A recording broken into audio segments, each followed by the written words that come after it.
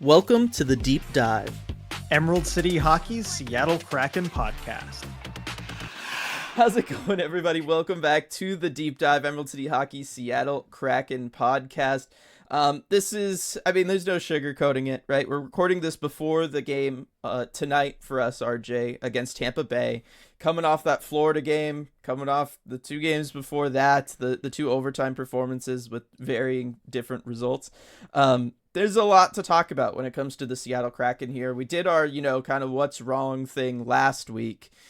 I think we got some clarity on some things, but also the waters seem a lot murkier somehow a week later, RJ. So we're going to be diving into all of that on the deep dive, we're just going to go into everything that we can think about, everybody. That's just kind of the way we got to do it. But before that, we'll talk news and notes. But before that, RJ, got to thank our sponsor, Queen Anne Beer Hall, for sponsoring the podcast. As always, Queen Anne Beer Hall, just fabulous place to be watching. Look, 2 of these 3 games this week, RJ, went to extra time. Can you imagine a better place to watch 3-on-3 overtime than just in a beer hall filled with Kraken fans, everybody watching it together, going through the highs and lows of the back and forth play? Like, that is the stuff that sports is made for.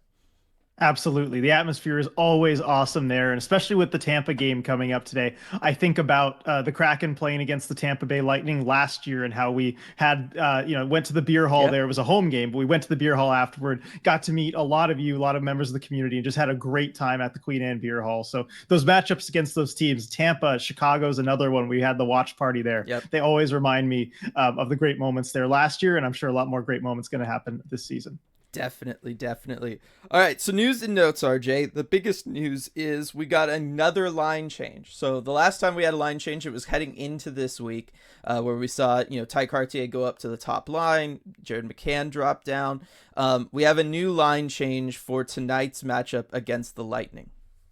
That's right, we do. So changes on the first and second line. So Oliver Bjorkstrand getting moved up to the first line with Ty Cartier and Matty Beniers, and Jordan Eberle going down to the second line with Jaden Schwartz and Alex Wenberg. So Dave Haxtell talked about it this morning. He kind of downplayed the significance. He said, it's a minor change, just something to give the guys a little spark, because those two lines, they hadn't really been scoring over the last few games. Just something to give the guys a spark, give the guys a jolt, try and get that scoring going. And I think it'll be interesting to see how it goes. Oliver Bjorkstrand has played really well. I think he's been one of the Kraken's best forwards over the last several games. And I think he kind of earned this promotion. And maybe, I don't even know if you call it a promotion, but just something to try and get Matty Beniers going, something to try and get that line going. And you take arguably your best forward over this last little stretch, you put him on that line, see what he can do. I like that idea. Jordan Eberle hasn't been playing poorly. We talked in the post games about Eberle and with Beniers and with Cartier and how they've been generating chances. They've been getting looks, just haven't been able to finish. I think he's going to help with Wenberg and with Schwartz, and we'll kind of see how that trio does.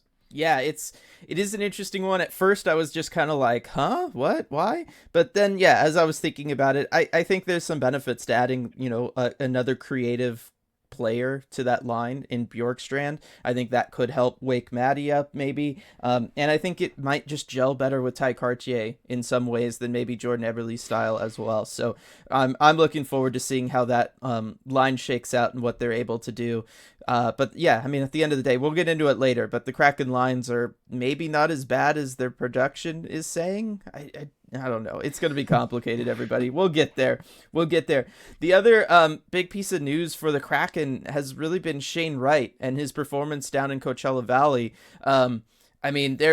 He's just heating up, RJ, all over again with the Firebirds.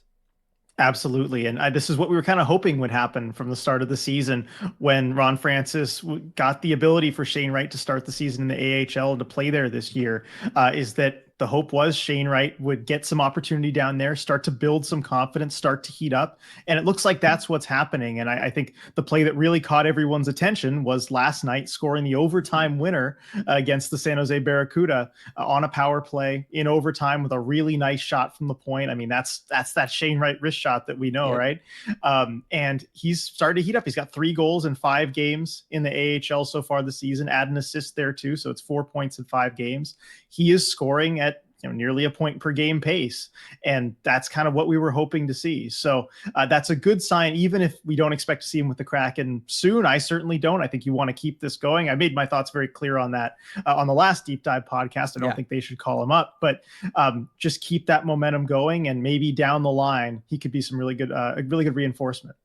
Yeah, and I think so. I think this is all doing exactly what the plan was, and it's just good to see him jumping at the opportunity that he's getting now, RJ, right? And, some of the stuff we talked about from the preseason, from training camp, from dev camp, going back into the summer, was just him, working on his offensive game, finding that confidence, finding that, wanting the puck and being aggressive about that and wanting to go out there and be like the guy, right? That's something a lot of people have wanted to see from Shane Wright, and I think the numbers are starting to reflect that now that he's with the Firebirds. And I think, especially a situation like that where you're scoring the overtime game winner, right? Puck on his stick, he just walks in, right? He's not looking to dish that at all. He knows he's going to shoot and score.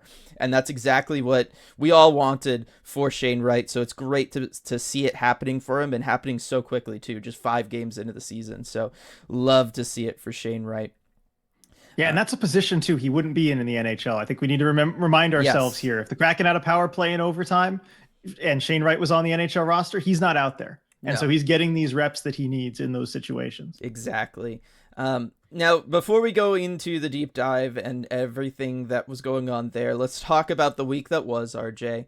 The Kraken played 3 games since the last podcast. We had a thrilling overtime winner, a less thrilling overtime loss, and then we had whatever the heck that Panthers game was, RJ. It was an interesting week to go back. I don't know that we need to go like game by game entirely, especially because you missed a lot of that Red Wings game.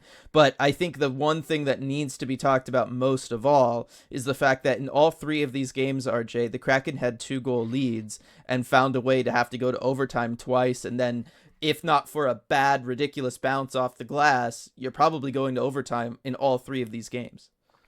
That's right. I mean, blowing 2-goal leads, it was kind of a theme this week, and an unfortunate one. I mean, you can look at the plus side and say, well, they're getting the 2-goal leads, but still, even though it is, as you mentioned on the last post game, it's supposedly the most dangerous lead in hockey, you still have to be able to keep those leads at least, maybe once in 3 games to get more points for you. And yeah, the Kraken have they've kind of struggled when they've had a lead. There have been some kind of careless mistakes, as we'll go over when we do the deep dive of, what's causing them to blow these leads. But it's absolutely been a theme, and it's something that, they have to turn around. You can't keep playing, I guess, scared or just mistake prone hockey when you have a lead. I don't know what else to say about this, really. You just got to be able to hold the lead. I know whether it's, look, you give up a couple, 3 straight power play goals like in the Detroit game, or, again, it's another power play situation in the Panthers game that kind of gives the Panthers momentum and they're able to get 2 in 11 seconds. It's something you have to be able to take care of. You have to be able to defend a lead. You got to be able to just defend in general. And I think the big moral of the story this week was, look, if the Kraken can't score a ton of goals, they need to play kind of shutdown games and try to grind out 3-2 victories.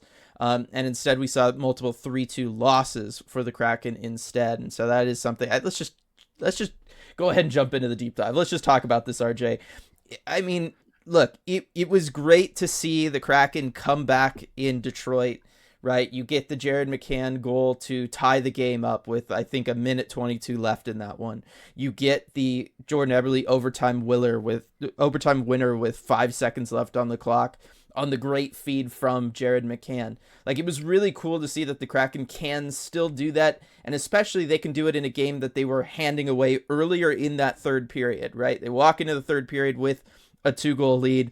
They watch that evaporate with 3 power play goals to basically start the period for Detroit.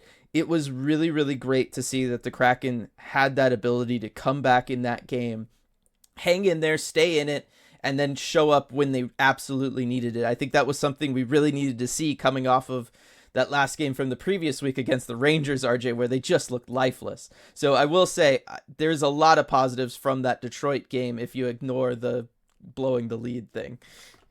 Yeah, and it's something that I think we needed to see from the Kraken. It's something I think they needed to see in themselves that they were Hmm. capable of doing that after a lot of losses, and especially the ones in close games. You beat Carolina 7-4, but in games that really come down to the wire, they need to show they could do that. And I'm glad to kind of hear that from you. So I'll just full disclosure, I didn't really get to watch most of the Detroit Hmm. game. I watched the first period, missed the rest of it. I had a speaking engagement at my alma mater, and I only heard like in the middle of class somebody in one of the students said, "Oh yeah, by the way, the Kraken won in overtime." I'm like, "Oh cool," um, but good to see that they could come back from especially something that could be demoralizing, like losing that lead in the third period. I mean, were they up? Was it 3-1 or 4-1? What was it? I believe it was 3-1. Yeah, up 3-1 going to the third period. And when you lose a lead like that, I think it was, yeah, then Detroit came back, made it 4-3. Yep. And all of a sudden you're trailing. That you don't give up in that moment. I think that does speak to the mental fortitude that the team has, in a respect. But still, I think I don't know where I was going with this because I didn't watch the game. I'm I sorry, know. No, Dylan. no, it's okay. I mean, it is a thing, right? Like you need to be able to have that. You want to have big time players. You want guys to show up in big moments, and that was what that game was. It was Jared McCann coming through when the team absolutely needed somebody to, right? And picking up a late power play goal. It was Jared McCann again making that great play to Jordan Eberle to win the game and avoid a shootout, which is something we know the Kraken struggle with, right? So, winning it in overtime is generally the best thing that the Kraken can do. And so it was really, really solid because those are things that, as a fan, you want to see. Those are things that you want to know your team is capable of so that you have hope in games where you're down by one and the clock is slowly ticking away, right? In the third period, you want to know that your team can hang in there and make something happen. And that's the power of that Red Wings game. On the flip side, then you have the Carolina game, the next game, RJ, where the Kraken have a 2-1 lead going into the third period. And at some point, I mean, around the halfway point of that third period, it just started to shift, and it was just an inevitability, it felt like, of Carolina tying that game. And that's a problem. That's like the exact opposite of the hope of a situation like that Red Wings game can give you when everybody's just kind of like waiting for something bad to happen. That's not a good place to be. No, it's not. And in that game too, you come out for the third period and it felt like the Kraken were in that defensive shell that we criticize whenever it comes out there, that you can't start the third period just trying to defend the lead forever. And the Kraken did a good job defending in their own zone. I mean, they kept the Canes to the outside. A lot of those shots on Joey Decord were pretty low quality, just ones he could grab up with his glove and no danger there. But you can't spend that much time in your D zone, expect not to get burned. And I think the Kraken realized that. This is one of those tough things about the way that they're losing games is sometimes it's based on decisions that I actually kind of support strategically. The Kraken, okay, Hackstall looked at the team and said, okay, we can't sit back anymore. We need to start attacking a little bit. And I like that decision. I don't think you can sit back all third period. And Right. the Kraken did start to put more pressure on the Canes. And that's a good thing. They got some good forechecks going. They started cycling the puck in the offensive zone a little bit more, salting away that clock, as John Forsland would say. And, but then they just make a mistake. And Dave Hackstall pointed out after the game, he said it was just a mistake. You just can't do it.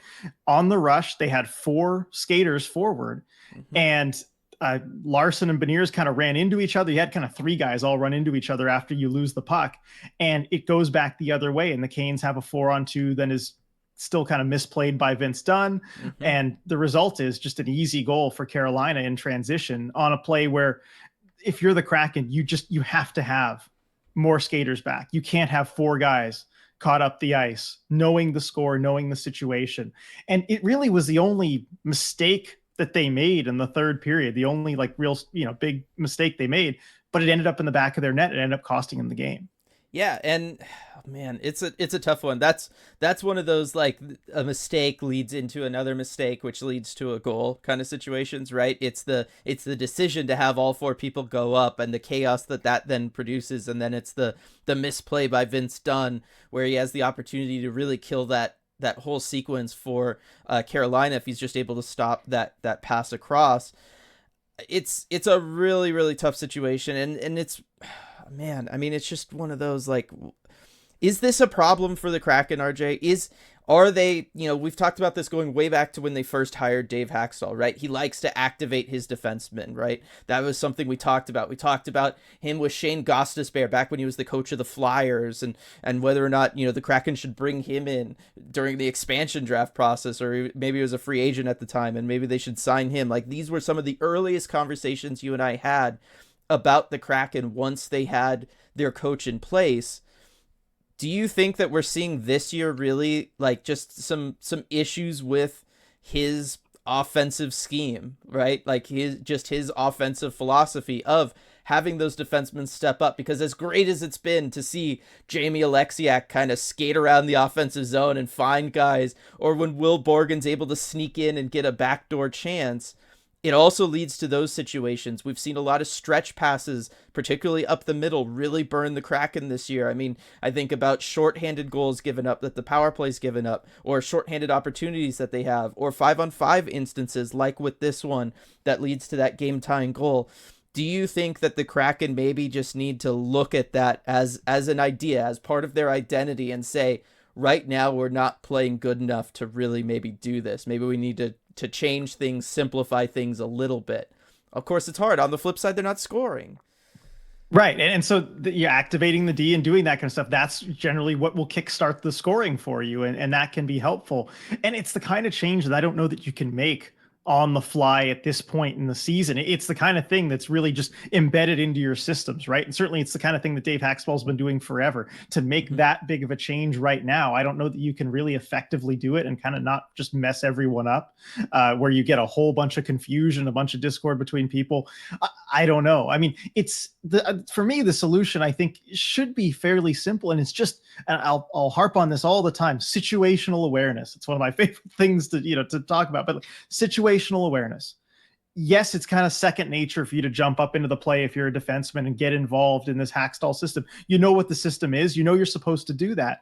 But you have to know when you have a lead in the third period, maybe hold back just a little bit. I mean, these players are smart enough to know that, to recognize the situation, and just have that in the back of your mind at all times. And I think something that simple could have prevented something like this, where if you are Adam Larson and okay, it's the third period, we have a 1-goal lead, I'm going to hang back no matter what happens. Whatever maybe we pass up on a really good rush chance, whatever, I'm staying back.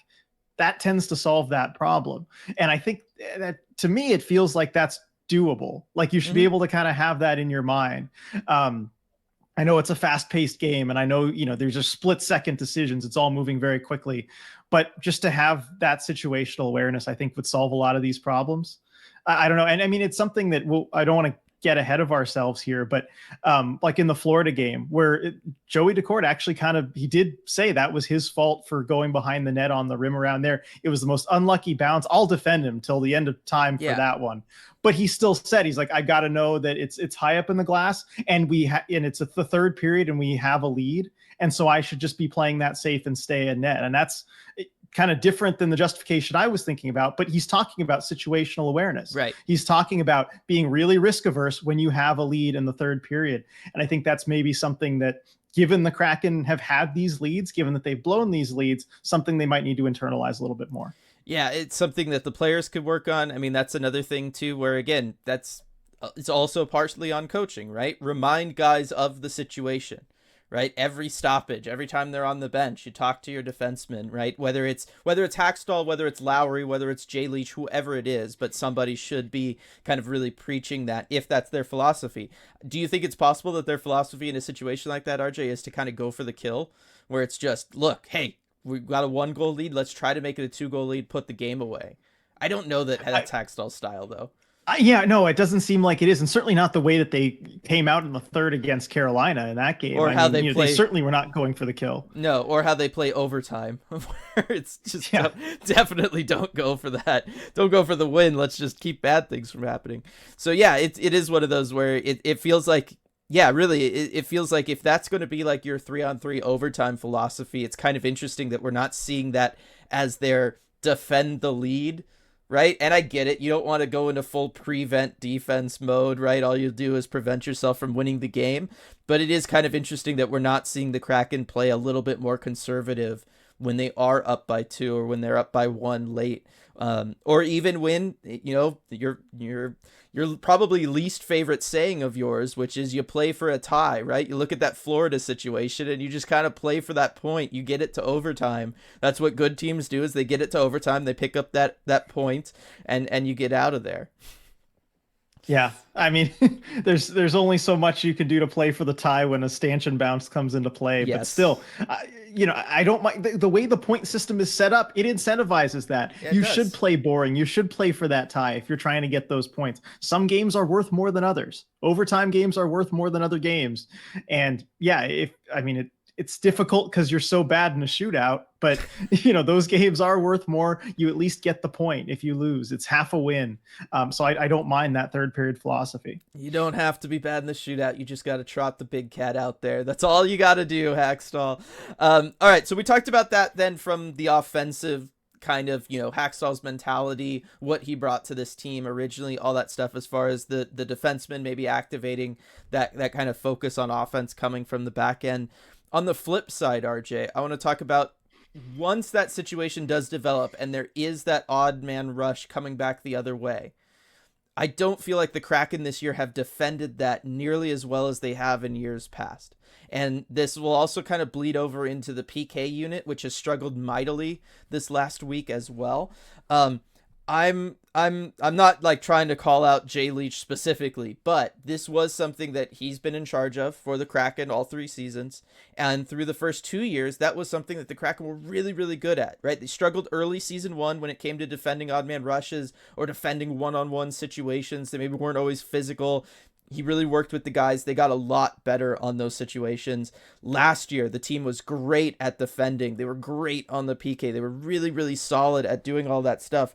It feels like they've gotten away from that, RJ, right? I look at, again, not to just keep calling him out, but I look at Vince Dunn with that odd man rush for Carolina, and he just drops to a knee and has this and he doesn't have his stick all the way on the ice, right? And that's what allows that pass to get through instead of him dropping down to his belly and really laying out there. Or at the very least, if you're going to drop to a knee, getting his stick all the way down on the ice so that pass cannot get across.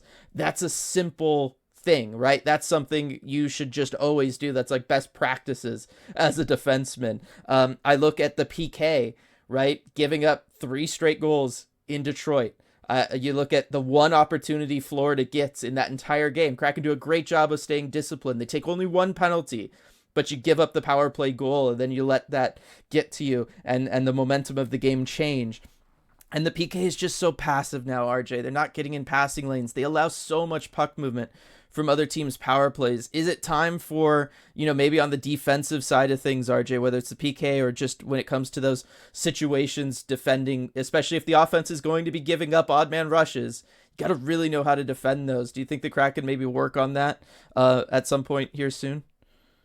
Maybe. I mean, I don't know that they're necessarily even identifying that as an area to work on. I think they're focused more on just getting the scoring going. But it's tough because, like, Vince Dunn on that play, like that's something that, not that Jay Leach is necessarily telling him, as far, you want to get the stick down, you want to block the pass, Right. you want to take away the pass instead of the shot. That's something he's been taught since he was probably 5 years old or even younger, right? Yeah. To take away the pass. That's what you're taught since might hockey. At a certain point, it's just kind of executing in those certain spots. And as far as like Jay Leach and coaching the D pairs, yeah, I'm talking about, at even strength here, not talking about the PK. When you're coaching the D pairs, like 2 of these D pairs have stayed consistent from last season to this one. Like Right. you'd hope that they'd kind of just be able to pick up where they left off. And I think you have seen more miscommunications, whether it's from the Dunn Larson pair or Borg and Alexiak, which I know they, had the ability to maybe get lost sometimes last season. That's why you weren't the biggest fan of that pair, but it seems like it's gotten a little bit worse this year. And I don't know where to start on Dumoulin Schultz. Like, I'm just hoping the chemistry kind of picks up and figures itself out. But a lot of those misreads, Brian Dumoulin's kind of in the middle of them, or he's right around there. And it's, it's getting to be a problem. So, I mean, I think maybe that third pair is one where Jay Leach might need to kind of focus on and help build that chemistry there. As far as the PK, I agree with you completely. They've been so passive and just it gives the opponents a lot of time to work with the puck, to think with it, to work it up top. And especially if you're going to be that passive, you need to take away anybody in front of the net, anybody who could be tipping pucks. And you look at that Florida Panthers game and those 2 goals basically off of point shots. And the second one, especially the tying goal, Matthew Tkachuk with the high tip. If you're going to give, the Panthers that much space up high, whether it's on the PK or even strength, you have to be able to take away anyone who can tip pucks, and they're just not really doing that. Mm-hmm. And the PK has been difficult too, because they started the season so hot. I think they were, it was like 11 straight, 14 straight, something like that they killed off to start the season. And now, they've been really bad of late. And now they kind of leads them right into the middle, middle of an A and an F is a C. And they have a C right now. I think they're 15th in the NHL, right in the middle of the league, middle of the pack. But in that going in the direction it's going, I think it's worrisome because at the start of the season, teams, maybe don't have a ton of film on you and what your PK is doing with the new personnel, with Belmar out there, and then after a few games, you've got some film to work with. You've got the ability to make adjustments and look at what the other team's PK has been doing. And I think other teams are seeing that and they're adjusting.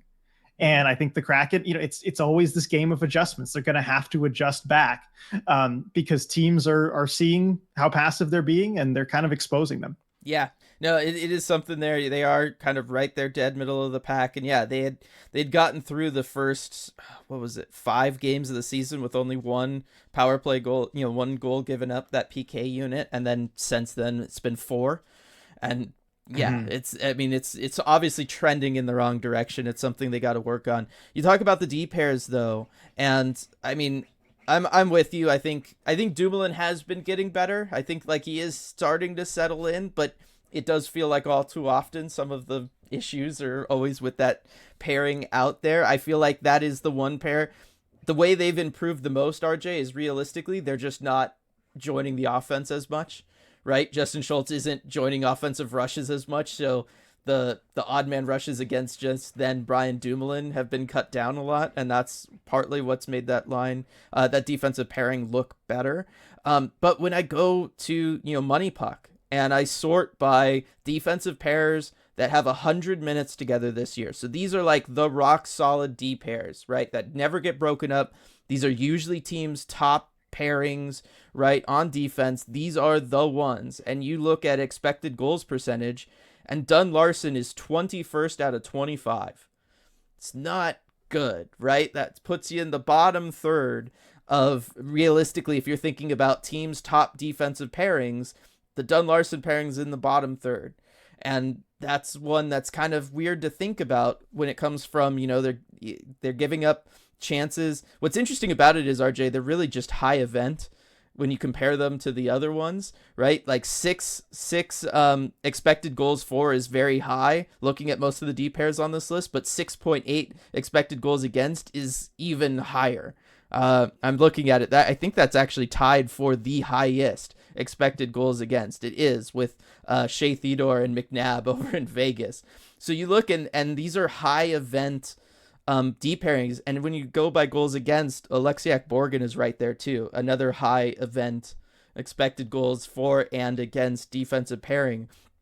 The Kraken, their 2 D pairs that have played 100 minutes together are both in the top. They're 1 and 3 in expected goals against. That's a problem. Yeah, it is, and I mean, it's the Larson Dunn pair is just. It's been kind of confusing to me how they've played this season. And when you highlighted them, for this week as a talking point for us, I dug, a little bit deeper with the stats as you did. And the first thing I looked at too, because Vince Dunn, I feel like there hasn't been a whole lot of conversation around him this season, even though I think he was one of the biggest talking points going into the season where, okay, Vince Dunn, he's got this big contract now. He came off a really good season, but it was kind of an anomaly for him career-wise. It was this big jump up to a new level. Has he been able to maintain that level of play, to maintain that level of production? Can he do it? And I think it certainly looked different than last season. I mean, the first thing I think most fans are looking at is maybe the counting stats. And you look at Vince Dunn, tied for the team lead in points. He's got 7 points in 9 games. But a lot of those points came for him last season at even strength. Interesting though, 5 of his 7 points are not at even strength. 4 on the power play, 1 shorthanded for Vince Dunn. And then Adam Larson on the other side of that D pair, because he put up some pretty good point numbers with Vince Dunn last year, just by virtue of being on that pair. Adam Larson still doesn't have a point this season. Yeah. That's kind of weird where you have a D pair where one of those guys is tied for the team lead in points. The other one has 0. So it kind of shows how little's actually getting done at even strength with those two. And when you're high event, a lot of events for, a lot of events against, and you're not really scoring a ton at even strength, I mean, that's going to, the results, it kind of speaks for itself. The results aren't going to be good there at even strength. No, they're not. And it is interesting because that's something we talked about with Vince Dunn was, could he repeat this? And we both kind of came to the same conclusion of, if he does, it's going to have to look different, right? Like the odds of him having that kind of 5-on-5 production year to year is small. Most guys don't do that, particularly somebody who kind of has that first season of it at 26, right? Like that would be an exceptionally late bloomer to do that. So he is finding different ways of doing it, as you pointed out. The other thing I find interesting is their deployment is very different. Dunn Larson from last year to this year. Granted, I'm only looking at Vince Dunn at the moment, but I'm sure if I looked at Larson, it'd be the same. Hacksall's starting them in the D zone a lot more than he did last year. Vince Dunn last year, offensive zone starts 66%. This year it's 57.1. That's a big difference. And I know, it's still a small sample size early in this year, but it's enough of a sample size where it's not like one game is really throwing this number completely.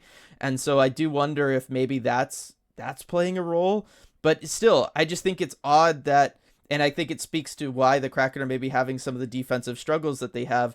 I don't think of the Kraken as being built for back and forth hockey, RJ.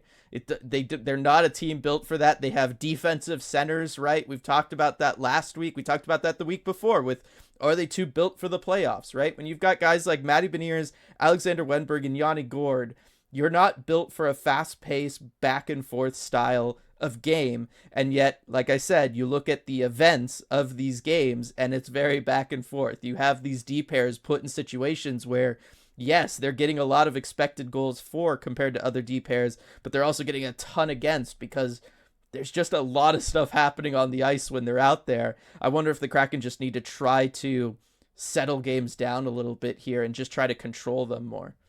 Yeah, well, I think one thing we can tend to forget is that this is not too dissimilar to what happened last season, right? Yeah. They were having a lot of chances for, a lot of chances against for much of last season. The difference was they were able to outscore any kind of defensive problems that they had. Yes. That team was, after watching this team for 9 games, last season's run just looks all the more incredible, with them being able to put up so many 7, 8 goal games last season with all these different goal scorers. And it sure does feel more unsustainable now after 9 games of this team. But I just don't think any team is really going to be able to throw those seasons together 2 in a row, unless maybe you're like Colorado and there's obvious stars, or Edmonton, that can do that. But yeah, I think the Kraken maybe do need to kind of settle into more of that defensive mindset. And it's tough to get out of your head, right? If you had so much success last year from being a team that outscored all your problems, maybe you're tempted to think you can play the same way this year. But as we kind of predicted before the start of the season, with the Kraken, everything's going to look different. If they're going to have success, it's going to look very different than the success from last season. I think they kind of need to embrace that. Yeah, definitely. It is, oh man, it's just something to think about. I want to hear from everybody also too, like let us know in the comments, tweet at us, all that kind of stuff, because as I ask you this question, RJ, I want to ask everybody, would you be okay with the Kraken being a team that tries to win games 3-2 or 2-1 and plays for overtime, right? Like that's how they make their way up the standings. That's how they hold on to a wild card spot if they're into one, is they are a team that's going to try to play lower event hockey. They're going to try to control the pace of play, dictate that to other teams, kind of shut things down defensively, don't get too many great looks offensively, and just kind of play boring, controlled 2-1 hockey. Do you want that? Do you think that's in their best interest? Like, how do you feel about that idea? Well, I think those are two slightly different questions. Do I Well, want that? yes, Maybe not. Do no, I think it's in their best interest at this point? Yes. You look at the building blocks that you have with this team and what's been going right, and goaltending has got to be at the top of the list. And you have to be able to, to adjust and kind of embrace that, right? Mhm. This is the team that we thought the Kraken might be in their first season, I think, where they probably thrive off of these low scoring games. They have good goaltending. The defense is solid enough, and occasionally you have guys who can chip in goals now and again. That might be the way they need to play these games. I don't like watching that style of No. hockey. I don't really like it, but you know what? Winning is more fun than losing, I guess. And I think that might be the direction they have to go. Certainly, if the goal scoring doesn't pick up, and also, with a guy like Andre Burakovsky out long term, I mean, there's a big goal scorer for you who is not going to score a single goal for you until at least December.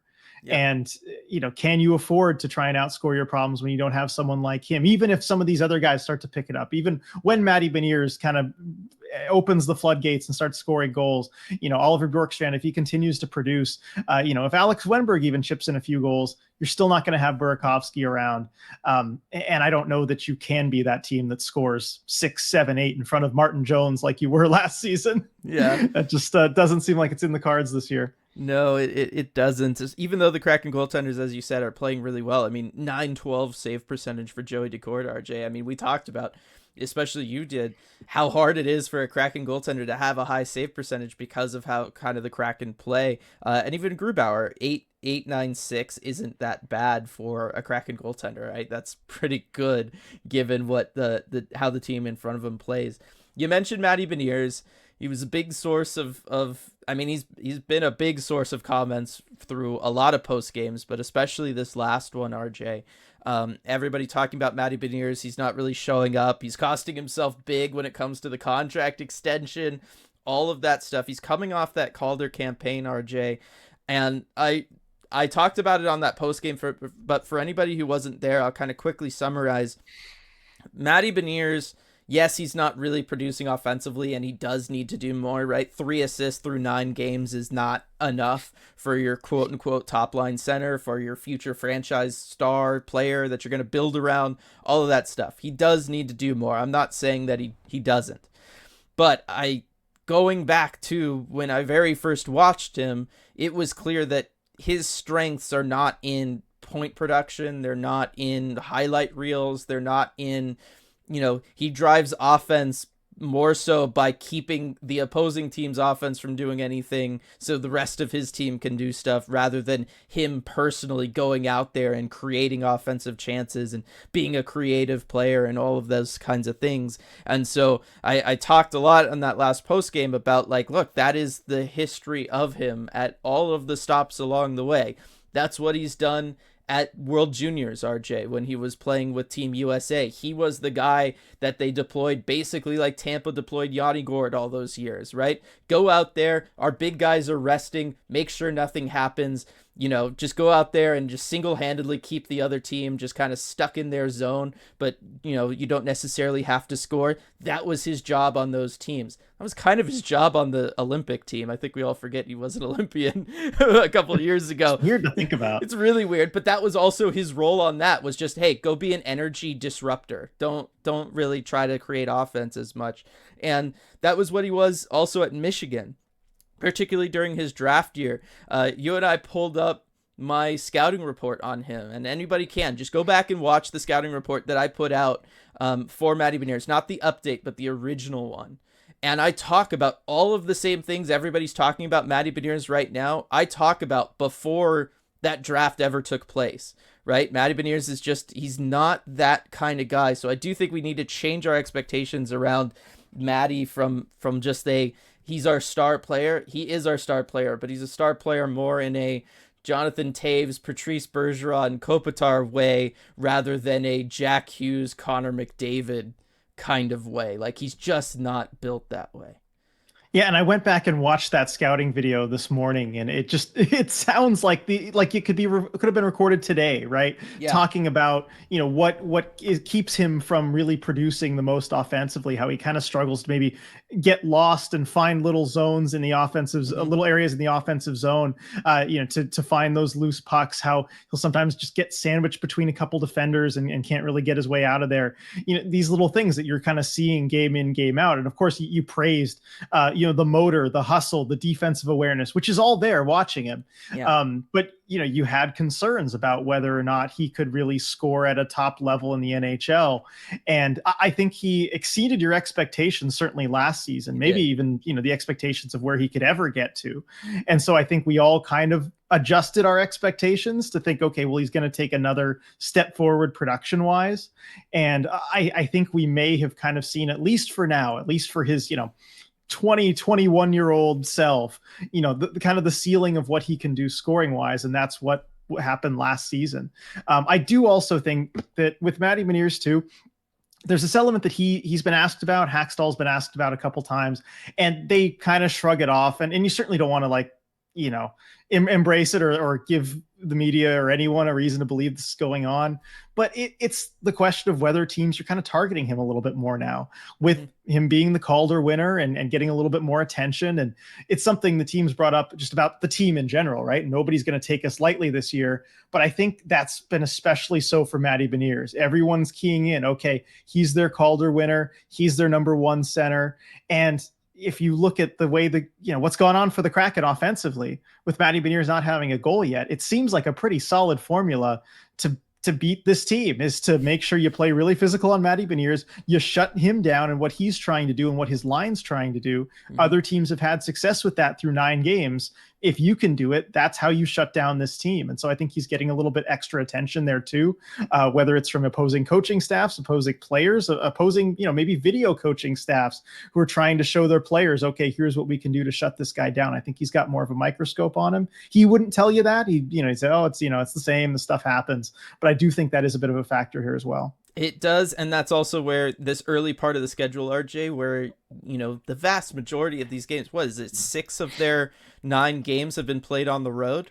So it plays right into other teams doing that if they want to, right? They get last line change. Which D pair, which forward lines you can send out there against the Matty Beniers line when you're starting things up after a stoppage. And so that does kind of lend to that idea as well. Just the fact that the Kraken haven't necessarily been put in the positions where they can dictate where they're using Matty Beniers to the full I think of a extent. moment too in the Panthers game. I don't know if you remember this, but the Kraken had a big defensive zone faceoff they had to take in the third period, and Matty Beniers was out there to take it. And Dave Haxtell was trying to get a line change to get Pierre-Edouard Bellemare out there instead of Beniers.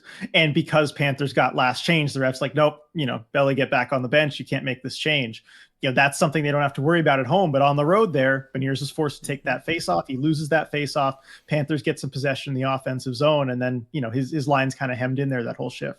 Right, and it speaks to the 5-on-5 production for him hasn't been there the way it was last year, really, in years past. Yes, because he's played so much. In year past. Because we talked about that with him too, right? Getting him more involved on the power play was a way of him taking that next step from a point production standpoint. Because last year, only 4 of his 24 goals were on the power play. Only 6 of his 33 assists were on the power play. This year, he's only got 3 assists, RJ. That's his overall point total. 2 of them have been on the power play. Right? He only has 1 5-on-5 point through 9 games. Like, I hear everybody when they're saying he needs to produce more. I'm with you. He needs to produce more. He does. It's just, yeah, I mean, that's a tough one. On the flip side, RJ, you go and you look at how these lines are performing for the Kraken, and whatever group Matty Beniers is with, they are the best performing, at least from an, again, expected goals percentage standpoint. They're the Kraken's best line, right? Whether he's playing with McCann and Eberle or Ty Cartier and Eberle, and I bet it'll stay the same tonight with Cartier and Bjorkstrand, the Matty Beniers line is the best driver of offense or keeper of bad things from happening line the Kraken have. And I do think that the only constant there is Matty Beniers. Yeah, and I think there's certainly something to be said for that, and especially with Ty Cartier being on his wing. And look, Cartier is a good player. I like what he brings. I like the way he plays the game. But still, this is a guy who was on a fourth line in the AHL last season, and he's still a rookie in the NHL. This is someone who's not necessarily going to be driving offense a ton, and it's, Matty Beniers kind of has to make up for that a little bit, especially as opposed to maybe a Jared McCann being on that line, who's an NHL 40 goal scorer. Those are just different calibers of players, and Matty Beniers, I think, has done a good job of that. I think we kind of sorted this out on the last post game, but just you need somebody on that line who can just go out and score a goal themselves if they need to. And there's those players all around the league, but the Kraken really just don't have a guy like that. Jared McCann is the closest they have to it. I think at times, certainly when he's hot, he is that guy, but he's not at the level of a true star player in the NHL. We were talking about William Nylander as someone who might be available next year. He's just not at that level. And I think ultimately they just need someone there who can get things going when Matty's doing his normal solid thing, but he's not going to take over games and provide those goals for you. Mm-hmm. Do you think that's where Bjorkstrand kind of going to that top line comes in? Because Bjorkstrand, arguably more than any other Kraken player so far this year, has looked like that guy. Yeah, certainly the last few games, he's been the closest thing they've had to that guy. And I think that is probably part of the thinking of it. Just put somebody there who can create that offense by himself. You saw in the Carolina game, he comes in like 1-on-2 against Brent Burns and another defenseman, cuts to the inside and just creates a goal out of nothing himself. Mm-hmm. And you kind of need someone like that on that line. And Bjorkstrand has it going right now. It makes sense to me. Yeah, and I will push back a little bit on Ty Cartier. I think the one thing Ty Cartier can do is generate offense. I don't know that he can do too much else, realistically. Like, he's not the best defender in the world or anything like that. You're not, expecting to see him out there on a PK, per se. But, you look at, like, expected goals per 60. He's by far and away the Kraken's leader. You think about how many shifts, RJ, right, where the Kraken are able to get it out of their zone, and who is the player kind of streaking down the ice? It's Ty Cartier. Right? He's the guy that is willing to shoot on an offense where maybe they don't always want to. He's the one guy willing to pull the trigger there. So I do think that's partly why I like a Ty Cartier with a Matty Beniers, is it almost kind of forces Matty to have to be more offensive. It puts him in situations where he does have this winger who is out there really actively trying to score every time he's on the ice, and hopefully then having a better facilitator of that, another creator out there like Oliver Bjorkstrand is, will help kind of make that whole line come together. But yeah, it is something the Kraken need to work on, is getting Matty going. It's something Matty's got to work on. And if it is just other teams are sending you their best, well, this is what you got to do. If you want to be one of the best, you got to overcome the best. You got to find ways to work around that and power through. And it's got to matter more than just when it comes to expected goals, right? I keep bringing that up for Matty Beniers. At some point, it's got to be actual goals. Yep. Yeah, you can ask expected by whom all you want. Yes. But yeah, the real goals have to come. And again, nothing against Ty Cartier. I wasn't trying to say anything against the way he plays. But the way I see it on that line, ideally what you want is you want Matty Beniers. You want a power forward, which is Ty Cartier. I mean, that's his game. And then you want an elite finisher. Yeah. And, and Cartier can't be both. He's got, he's the power forward on that line, and then you just want an elite finisher there. Yeah. So we'll see if Bjorkstrand can be that guy. What do you have, RJ? I've been dictating a lot of what we've been doing here. What do you have? True. Yeah, no. So I've got a few different things. I mean, first of all, just really quickly talking about the goalie situation, because I think we're probably in agreement with this, but I wanted to check in on you because one thing that's notable about the 3 games that happened this week is that Joey Decord started all of them. Yes. We didn't see Philip Grubauer at all this week. And I know certainly coming off of the first and the second games, we predicted Grubauer will get the next start or Grubauer will get the next start. We were wrong twice on that. So what do you think of that decision by Dave Haxtell to start Joey Decord 3 games in a row? Do you support it? Do you not? With the benefit of hindsight, and were you kind of confused at the time? I wasn't too confused at the time, just because, if you think about it, that's what Haxtell did last year with Martin Jones. He rides the hot hand. He rides whoever the team is playing in front of better, right? Like, there was lots of times last year where Martin Jones looked like a worse goaltender than Philip Grubauer, but Martin Jones is getting goal support. The team is winning games with Martin Jones in net. Martin Jones gets to be the goalie, right? And so I think this is just a continuation of that, right? The team has picked up all of their points this season, RJ, with Joey Daccord in net. So why wouldn't he keep going back to that well?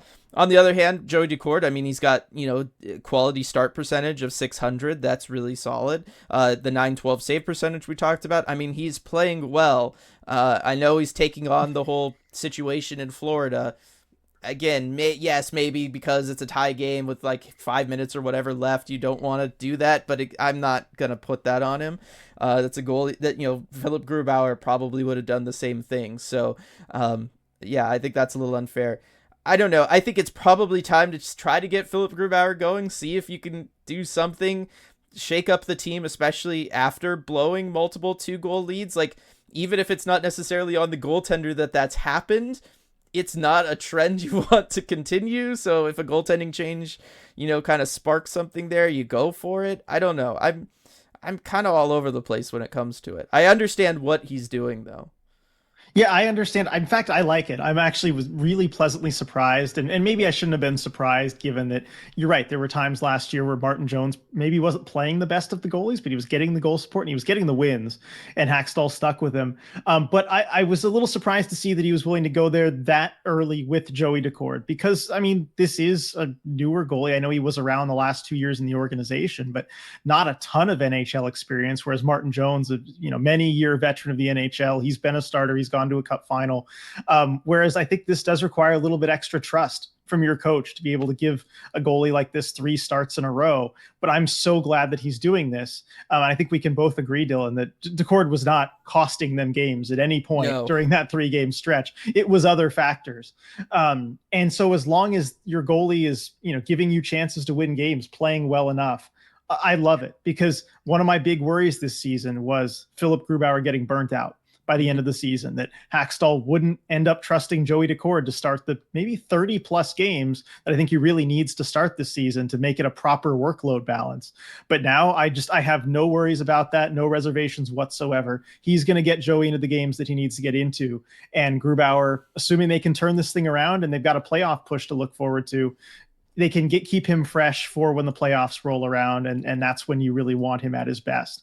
I think last season, actually, it wasn't the plan, but I think that injury kind of helped him. It kept him from having to play too many games and took the focus off of him needing to be the guy. And so when it came to playoff time, he looked fresh. He looked really solid. He looked maybe the best that he has as a Kraken. So that's just one area where now I feel kind of super relieved that I think Hackstall's going to do the right thing. Yes, definitely. And yeah, I mean, I'm looking at the numbers both this year and last year. I mean, this year it's a little bit more complicated between Grubauer and Joey as to different numbers will say one is the guy. Last year, I mean, their numbers very much said Philip Grubauer is the guy you should be playing more. But Martin Jones had 10 more wins, and that's, at the end of the day, kind of what drove it. But expected, goals saved above expected was heavily in Grubauer's favor. Quality starts heavily in Grubauer's favor. Save percentage, if you want to go traditional, heavily in Grubauer's favor. But we just saw that from Dave Hackstall, and I'm with you all day. Keep the workload off Grubauer. We saw what Grubauer could do in the playoffs last year. He's a big part of why the Kraken were able to go as far as they did, was him always kind of being there for them, and some of those low scoring games that they won, RJ. Wow, it's almost like the team built for the playoffs, played that controlled style of game in the playoffs last year, and it worked. I mean, like I said, just not to circle back around again and have the conversation again, but maybe try it in the regular season a little bit. Yeah, I think it can work for you there too. But goaltending wise, also I should mention that Grubauer is apparently slated to start tonight against Tampa, so he'll get that opportunity in a very big game and a challenge against the team the Kraken haven't beaten yet, the only team the Kraken haven't beaten yet. So that'll be a big game for him. One thing I'm wondering with this though, and I didn't really have this kind of plan to talk to you about, but I just thought of it now. How much of an adjustment do you think you've seen from having Grubauer in goal versus Daccord from that puck playing standpoint? It's been a topic of conversation with Joey kind of coming out of the net a lot more, playing the puck a lot more. He got himself involved in a board battle in Carolina. Yeah. He had that unfortunate bounce go against him in Florida. But overall, aside from that crazy bounce that I really do not blame him at all for. You haven't really seen it come back and burn him at all in any way that's kind of his fault. But do you think there's that adjustment from the standpoint of the defense or even the forwards, kind of knowing where they need to be? Because it is like having another defenseman out there, but you do have to adjust the ways that you play the puck. This is something I'm really interested to ask the Kraken defenseman about when they come back home. What kind of adjustment that's like, and you know how you have to behave differently. But I mean, Dylan, you're a former scout. You look for these things. I mean, what have you seen as far as a difference there? I don't know that it really makes a huge difference as far as the way the Kraken kind of have been playing, right? Like we think of the adventures of Joey Decord. I can't think of very many that really you go back and you're like, wow, that really helped generate that total offensive chance. It meant the defenseman didn't have to come back as far, or he made this stretch pass up to the forwards and they were able to catch the other team on a line change. Like, a lot of the potential is there. I'm totally with you on that, right? That is something that Joey adds that Grubauer can't or doesn't. I just don't know that it's really played into what the Kraken do. I don't know that it's something that the Kraken are really built around, right? Like, that's something you have to scheme around, really. If you're going to use it to its total effectiveness, you build around that as a team. And this very much feels like, well, the team's just kind of playing better with Joey, so I guess we're going with Joey. It's not like, oh, we want to lean into Joey because he can move the puck and our guys are ready for that. How many times does Joey get the puck, play it up to a defenseman, the defenseman just still comes back and circles around the defensive zone? Right? Like, it happens a lot. So I don't know that that's really it has been that big a factor for the Kraken.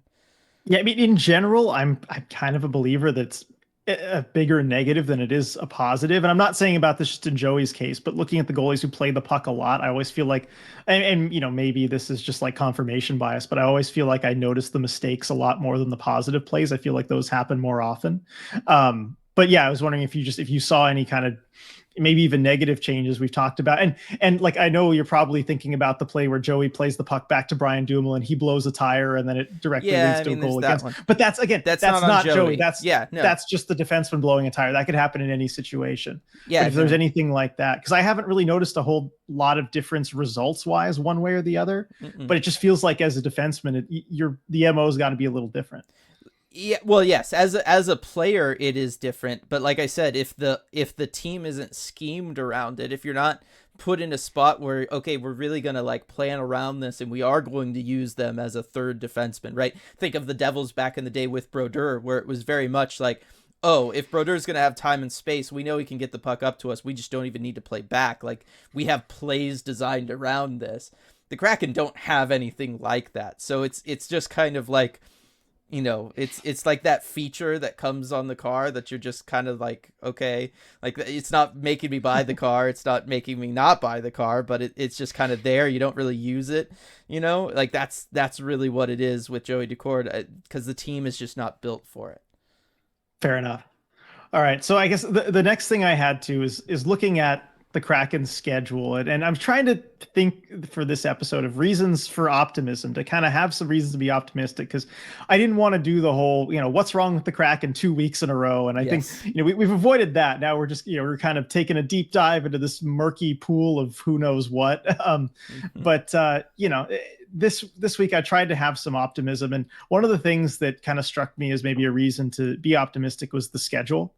And looking at the Kraken schedule so far, they have played a lot of good teams. Yes. And looking ahead in the schedule, it does seem to lighten up a bit. Not with today's game, of course. Tampa is going to be, you know, very difficult, of course. But after that, they come back home and they do play against some teams that, you know, maybe should be a little bit easier. And I look at the Kraken, they've lost 7 of their first 9 games.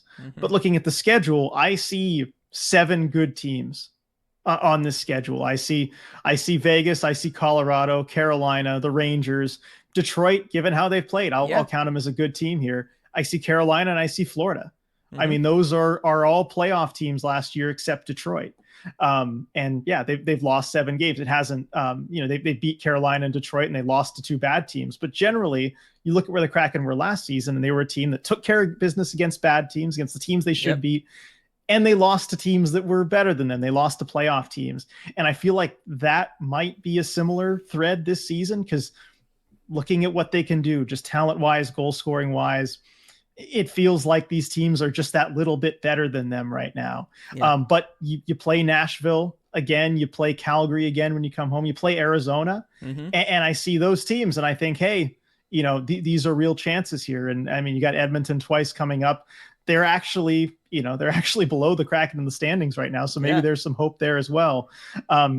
Does the schedule give you any reason for optimism? And do you think that some of the struggles so far have been level of opponent? I think that certainly doesn't help things. I think also the fact that you're playing so many of these games on the road doesn't help things, right? Again, you've played 6 of your 9 games on the road to start a season. Go ask any team in any sport if they want that. Nobody's gonna say yes, right? That's terrible. Unless you have the one freak coach who's like, well, that means I get to finish the season at home, so I will take it and whatever, blah blah blah, right? The one like person trying to galaxy brain and outthink it. The bottom line is you don't want that situation. Nobody does. It's a tough situation. I know the Kraken were road warriors last year, but again, we talked about it. That's not sustainable. No team is that like dominant on the road, really. So I think that's as big a part of it as well as just playing these difficult teams. I think you had positive progression.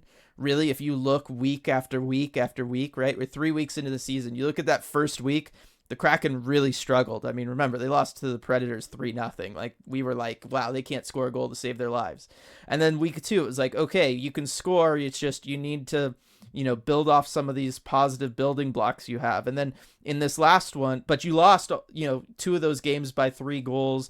You had the one win against Carolina. And then you look at this last And the power week. play was abysmal. Yes, and the power play was bad. You look at this last week and you're like, okay, we can score on the power play. We're scoring more. All these games are close. You're talking about 2 overtime games and then a game that you dropped 3-2 again off of a ridiculous bounce. That like shouldn't happen. You're essentially talking about 3 overtime games. The trend is positive. It might not be, as parabolic as we want it to be, or anything. It's a very gradual, almost plateau, but it's there. The progression is there, and so if they can continue that, even when they do have to play the Tampas of the world or the Colorados, or if Edmonton figures it out, you're solid. But yes, I mean, why at some point, RJ, we are going to have a bunch of games against the Sharks and the Ducks, and you're going to be able to rack up some wins. Yeah, exactly. I mean, look at the Sharks. Free win, like they're the day before Thanksgiving. Yep. Free win January 30th. And I'm not convinced the Sharks going to win a single game all season, given how they played. And then too late in the season, April 1st, April 11th, post trade deadline. So, yeah. Those games are coming. It's just been a really difficult start to the season, just as far as the schedule has gone. And so that got me thinking too, like the Kraken still have played these teams, Carolina, Florida, good teams, really close. I mean, these are kind of coin flip type games. Mm-hmm. And it got me thinking about, okay, well, why have they been losing these games? And that's something we've talked about a whole lot. But the Florida game just sticks in my mind, right? It's just one of those weird, it's off a crazy bounce and then, giving up 2 goals in 11 seconds. And like it made me ask the question, like, does this team kind of have that character trait where they just find ways to lose? And I think that year 1 team had that. I think we kind of saw all too well. It just felt like, oh man, they're in a good spot. Time to find a way to blow it. I think personally, I think the jury's still out on that. We don't know, and it's kind of hard to quantify, right? You can't, this is kind of just more of a vibes based thing. I know that's not usually our thing on this podcast, but it just, I don't know. It's just kind of this feeling that I have where I'm wondering if they have that trait to them, because the more I think about it, these last few games, they've had a lot of really good underlying signs. I think the scoring is going to pick up. Matty Beniers is not going to be goalless all year. The shooting percentage is going to rise. The finishing is going to be there at least somewhat, and they're going to be in a lot of these close games. And personally, I think the only thing that can really prevent them from getting back to at least a position where you're contending for a playoff spot somewhat is if you kind of have that trait where you just make the wrong mistake at the wrong time. Do you have any thoughts on this? I guess I don't have a clear question, but like, do you think that's them, or am I overthinking this? I don't think I think it's a fair question to ask given what has happened, but I'm not going to agree with it, right? Like, I think it's a fair question to ask, but I'm not going to say that it's the case. I think even if you look at year one, how much of that was just like ridiculously horrible, historic bad levels of goaltending, right? Like, it wasn't necessarily that the team as a whole was finding those ways to lose as much as it was just goaltending was finding ways to just not make a save. That was mostly what it was. And I think last year we saw a team that was finding ways to win. Like you said earlier when you talked about all of the high event, high scoring games that the team won, right? You have to be a team that can find a way to win if you're going to score 8 goals in like an 8-6 game or score 9 in a 9-8 game, right? Like, the team that comes out on top there is a team that finds a way to win rather than, anybody finding ways to lose. So I think last year we saw a team that could find ways to win. I'm still of the opinion that so much of what the Kraken are going through right now when it comes to scoring is just bad luck, right? Their shooting percentage is low. It's there. It's gonna be better, right? Like, just because it has to. I mean, it doesn't have to, right? We've seen teams just be unlucky all year long. I just don't want that to be the case. But it very much feels like it's still just a bad luck. You look at goals for above expected for the Kraken, and they're at minus 5.42. Right? Like, they're generating chances, they just don't convert on them. Is that because they don't have an elite level finisher beyond Jared McCann? Yeah, maybe a little bit, but not to this level, right? Like, that's excessive. That you're already have that high a number only 9 games into the season. You've essentially left 5.5 goals on the board. Like, you're not expecting to do that all the time. So I think that there's elements of bad luck. Now, the worry is, you have all these elements of bad luck, like the Florida game, like these goals for above expected not being there for you, all that stuff. At some point, if the luck doesn't turn, do you become that team?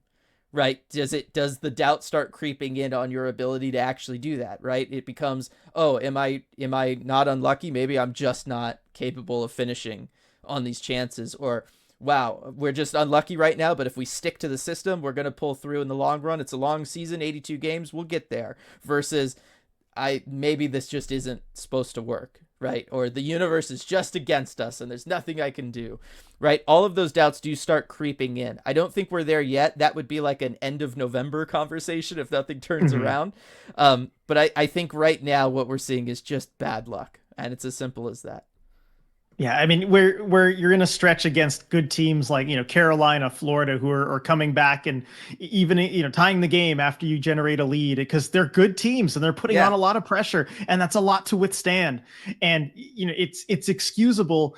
And then it just becomes a problem if you're in that stretch in November where it's Vancouver, Calgary, San Jose, Vancouver, Chicago. Yes. And if you're still doing that, if that's really become who you are, then it's time to worry. And I think then you are that team. But I certainly don't think you can go there yet. Just something in the back of my mind. Yeah. I mean, I think it's a fair question. It's something worth monitoring, right? And if that stretch does come and this trend continues, that's panic button. Like, okay, maybe Ron Francis needs to kind of do something to really shake up this core group of guys. But those are much bigger, sadder conversations that we don't need to have right now here at the end of October, RJ. Yeah. And overall, I'm still weirdly feeling optimistic. I know it's been a whole nother week without, the results that you want, but I feel like this thing's going to get turned around. It has. There's enough underlying positives to look at with this team to say that it can, right? This is not a hopeless group. This is a group of guys that, we know can score goals. We've seen them score goals. We know that many of their lines are playing really well right now, and they're generating chances. They're just not going in right now. That's something that can change at any given time. We know the PK can play better than they played this last week. We've seen it from them this season even. So we know that stuff can improve. Those are all positives. They're winning faceoffs now, right? Like, there is a lot of stuff. The goaltending we talked about has been rock solid, but based on whoever's in net. So there's enough positives to believe in the team and think that they can turn it around. It's just, you just don't want it to maybe go 2 months. 1 month is livable. You can survive that. 2 months would be a little rough. Yep. Bring on November. I think that's all I have to say about that. And bring on Queen Anne Beer Hall, RJ, the sponsor of this podcast. Bring on the big pretzels. Bring on, your alcohol of choice, right? I mean, you and I aren't big drinkers, but that's a part, a big reason why beer halls exist, and specifically Queen Anne Beer Hall. So you can enjoy all that good stuff over at Queen Anne Beer Hall while watching the Kraken turn things around in November, because that's what they're going to do. I think they could still turn things around tonight, RJ, and kind of put a nice little finish to the month of October, just because you're due against the Lightning. That's the bottom line. What a statement win that would be, though, against Tampa. Get your first ever win against the Lightning in their building. I think they're due. They lost the first four. Chance number 5 tonight. Yep, and hey, if you get that win in Tampa, Queen Anne Beer Hall is going to be loud. Be a great place to be. You'll want to have been there. Thank you, everybody, for listening to this podcast. Let us know your thoughts on all the ramblings that we did today. Again, sorry it wasn't as structured as normal, but it just kind of felt like, given the way the team is playing and everything going on with the team, this was the appropriate way to talk about it all. Definitely want to hear all your thoughts. Thank you all for being with us, and we will see you all next time.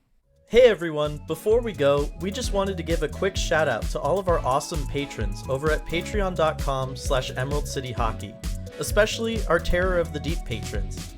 Absurdly Sane, Alex, Andrew, Anonymous, Beef, Ben, Brad, Brian, Burnt Creme, Kaylin, Chazzle Dazzle, Chris, Christian, Cody, Connor, Coop, DJ Singletone, Duthin, Eli, Elizabeth, Evan, Gaby, Gary, Harry Legionary, Habak, Jay, Jane, Joni, Joseph, Josh, Joshua, Katie, Keegan, Kepler, Kitty B. Kraken, Leanne, Light, Lonnie, Maeve, Mark, Max, Maya, Michelle, Nick, Noah, Nunya, Paige, Paul, Rayanne, Rebecca, Ryan, Sarah, Scott, Sia Kraken, Sean B, Sean O, Sergey, Sergeant Pickles, Shannon, Shoeshine, Skeletal Tendency, Steve, Steven, Striatic, Tasty Kobold, Ty, Wendy, Where the Slovakians At, Strife, and Zame. Thank you so much for making all this possible. We really appreciate your support.